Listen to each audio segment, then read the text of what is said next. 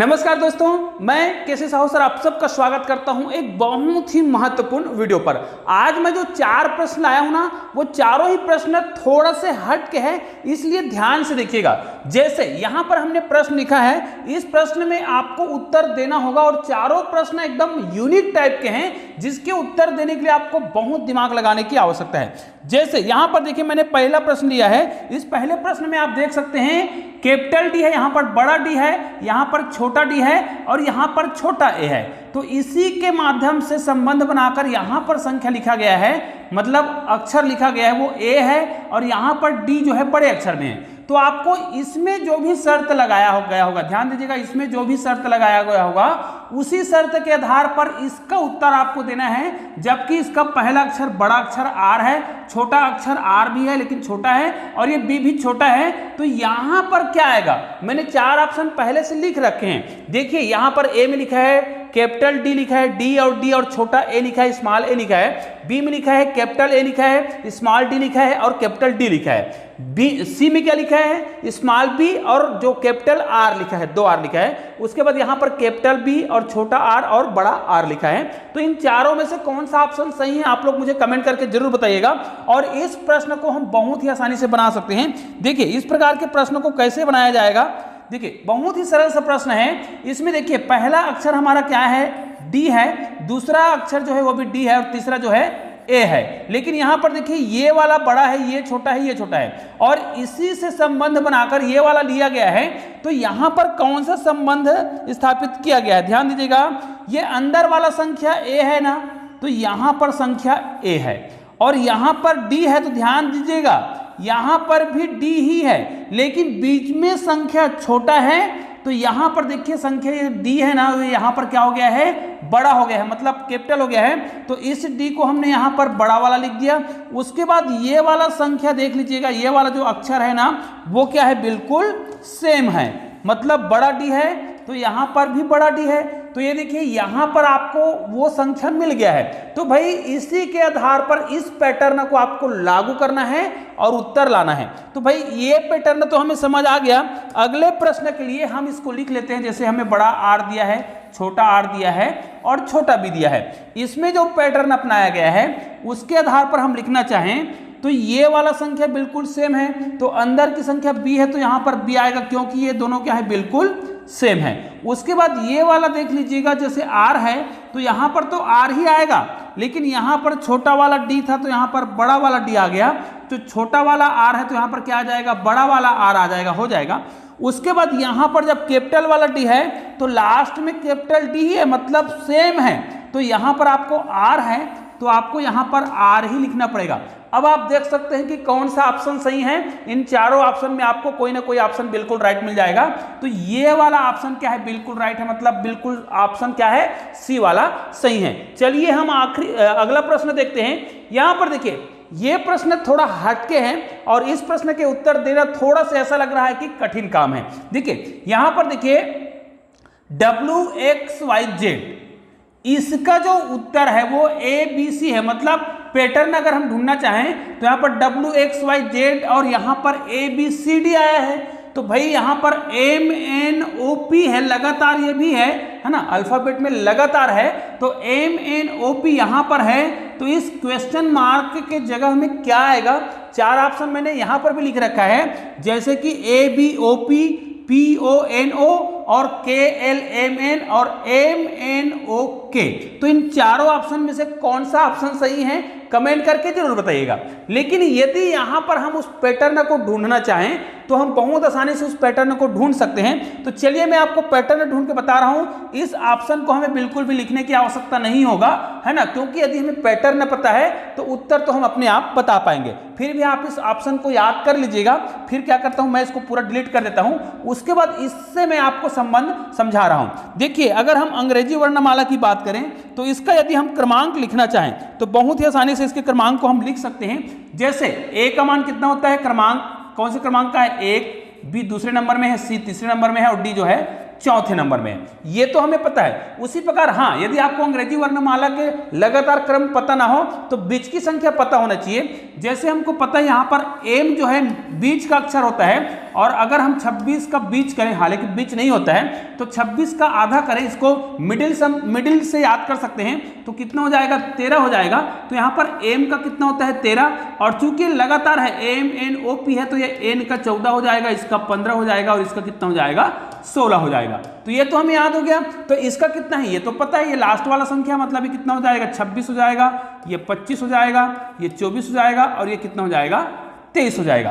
अब भाई आपको क्या करना है, इतने भाग को तो मैं डिलीट कर देता हूं ताकि मैं आपको पैटर्न को समझा सकूं कि इसमें कौन सा पैटर्न लागू हो रहा है। यहां पर देखिए, इसमें यदि हम पैटर्न ढूंढना चाहें तो आप देखिए इसमें ना विपरीत अक्षर को लिखा गया है। कैसे, देखिए यहां पर मैं बात करूं, लास्ट संख्या की हम बात करते हैं, है ना, यहां पर और अगर यहां पर इनकी बात करें, देखिए डी जो है चौथे नंबर का अक्षर है और ये जो डब्ल्यू है वो 23 नंबर का है। तो भाई यदि हम 23 में 4 को जोड़ें तो कितना आ जाएगा 27 आएगा। और आपको पता है अंग्रेजी वर्णमाला में यदि योग जो है, ध्यान दीजिएगा, योग जो है 27 आए तो वो विपरीत अक्षर होते हैं, ठीक है। उसी प्रकार देखिए अगर हम x में c को जोड़ें, अब x कितने अक्षर का है 24 नंबर का है, तो ये कितने नंबर का है 3 नंबर का है, तो यहां पर भी कितना आ रहा है 27, मतलब ये भी विपरीत अक्षर है। फिर हम y की बात करते हैं, 25 में है,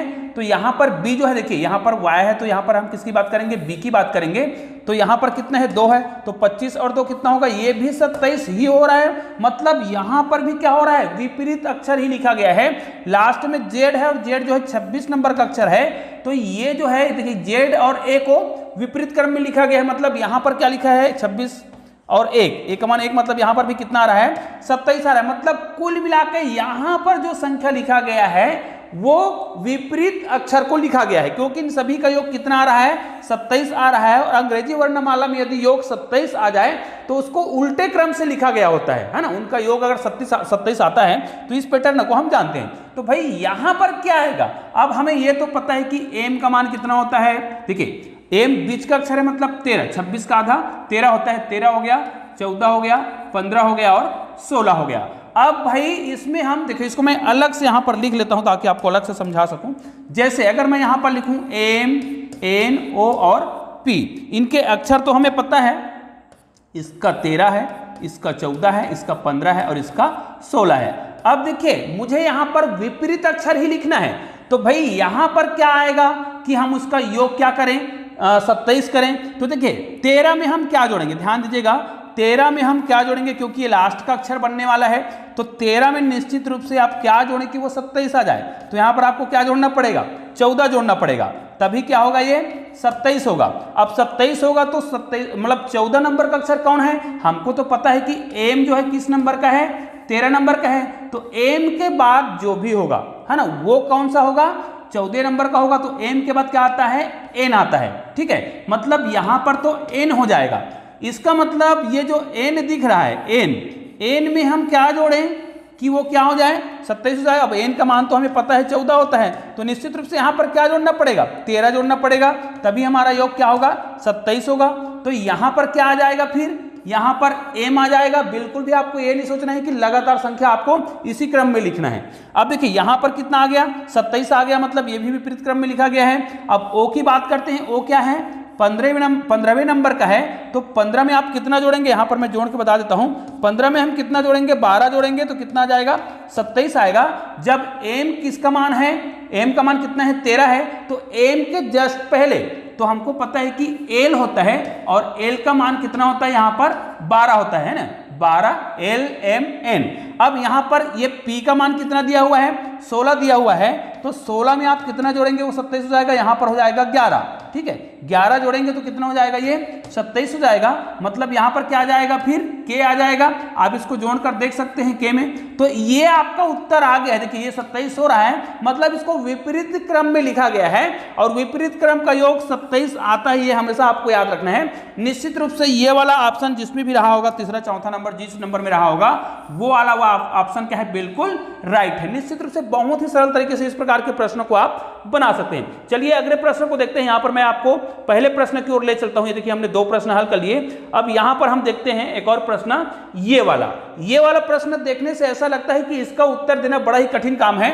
जैसे देखिए यहाँ पर ABC, तो उसके बटे में क्या दिया है, F दिया हुआ है। यहाँ पर BCD, तो उसके बटे में I दिया हुआ है। अब आपको यहाँ पर CDE दिया है, बटे में L दिया है, तो यहाँ पर जो खाली स्थान है वहां पर कौन सा आएगा। ये चारों ऑप्शन में से आप कोई भी ऑप्शन का उत्तर का चयन कर सकते हैं। हालांकि ये बहुत ही सरल है। देखिए हमें ऑप्शन को देखने की भी आवश्यकता नहीं होगी यदि इस पैटर्न को हम समझ गए हैं तो। अब पैटर्न को कैसे समझा जाएगा, देखिए यहाँ पर देखिए इसमें जो लास्ट के 2 डिजिट हैं वो इसके प्रथम डिजिट हैं, मतलब यहाँ पर BC है तो इसमें BC आया है, तो आपको क्या करना है, यहाँ पर CD है और यहाँ पर DE है, लास्ट के डिजिट इसमें आएंगे, तो भाई DE इसमें जो भी दिख रहा होगा उस DE वाले को आपको रख लेना है, बाकी को डिलीट कर देना है। तो DE इसमें आया हुआ है, देखिए DE इसमें भी आया है, यहाँ पर ED आया है, मतलब ये वाला उत्तर तो हो ही नहीं सकता। यहाँ पर भी DE आया हुआ है, लास्ट के D आया है, मतलब एक ऑप्शन हमारा बिल्कुल नहीं हो सकता ये वाला,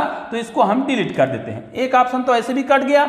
अब देखिए DE तो आएगा ही, लास्ट में DE और F, ठीक है, तो इनमें DEF, यहाँ पर DEF है और यहाँ पर भी DEF है, लेकिन नीचे में क्या आएगा, तो नीचे में आएगा उसके लिए देखिए F लिखा हुआ है।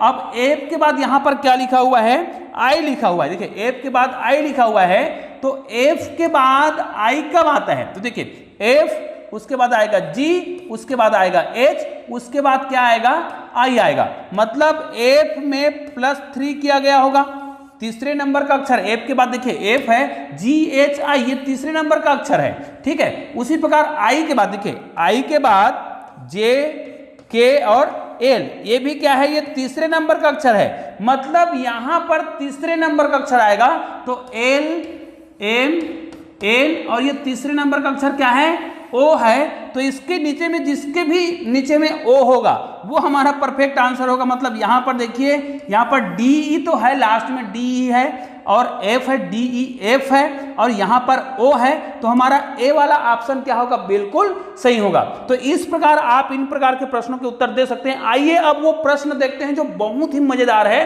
अब इस प्रकार के प्रश्न को कैसे बनाया जाएगा, देखिए इस प्रकार के प्रश्नों को बनाने के लिए आपको बहुत ध्यान देने की आवश्यकता होती है। जैसे यहाँ पर 80 का मान दिया हुआ है 80, तो BAT मतलब बेट का मान दिया हुआ है 320 और CAT कैट बने बिल्ली, तो उसका मान दिया हुआ है 480।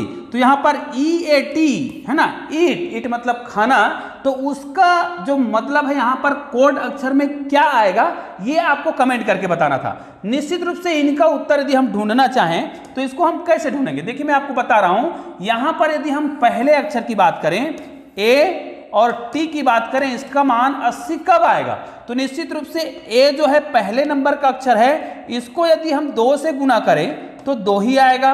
उसके बाद T जो है, और T का अगर अक्षर आपको याद करना है कि वो कौन से नंबर का है, तो T20 क्रिकेट में जब आप देखते होंगे तो T का 20 होता है, आपको T20 करके याद कर लेना है। इसको भी आपको दुगुना करना है, तो 20 दूनी 40 होगा। इसके बाद जो भी उत्तर आएगा उसको फिर से आपको क्या कर देना है, गुना कर देना है, तो ये क्या हो जाएगा, 80 हो जाएगा।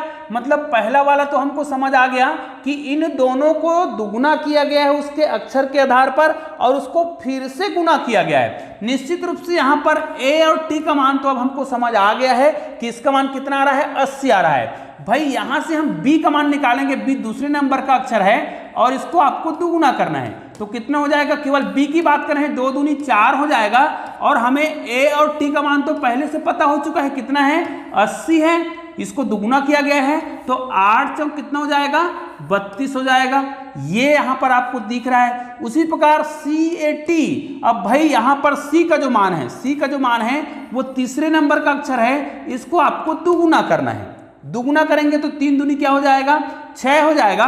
और 80 का मान तो आपको पहले से पता है 80 है, तो इसको आप 80 लिख दीजिए और गुना कर दीजिए। 8 से का कितना हो जाएगा, 48 हो जाएगा, मतलब 480 जो कि यहाँ पर दिख रहा है। तो निश्चित रूप से यहाँ पर E80 मतलब ईट का जो क्या मतलब होगा आपको समझ तो आ गया होगा, क्योंकि ई जो है 5वें नंबर का अक्षर है, ABCD और ई 5वें नंबर का है। इसको आपको करना है दुगुना, कितना हो जाएगा, 5 दूनी 10, और 80 का मान तो आपको पहले से पता है कितना है, 80 है। तो इस 80 को आपको क्या करना है, मतलब 80 को गुना कर देना है 10 से। तो यहाँ पर उत्तर कितना आ रहा है, 800 आ रहा है। निश्चित रूप से आपको समझ आ गया होगा कि इस प्रकार के प्रश्नों को बहुत ही आसानी से बनाया जा सकता है। तो निश्चित रूप से दोस्तों आज मैंने बहुत दिनों के बाद वीडियो बनाया है, तो आपको ये वीडियो पसंद जरूर आएगा और इस वीडियो को अधिक से अधिक शेयर जरूर कीजिएगा।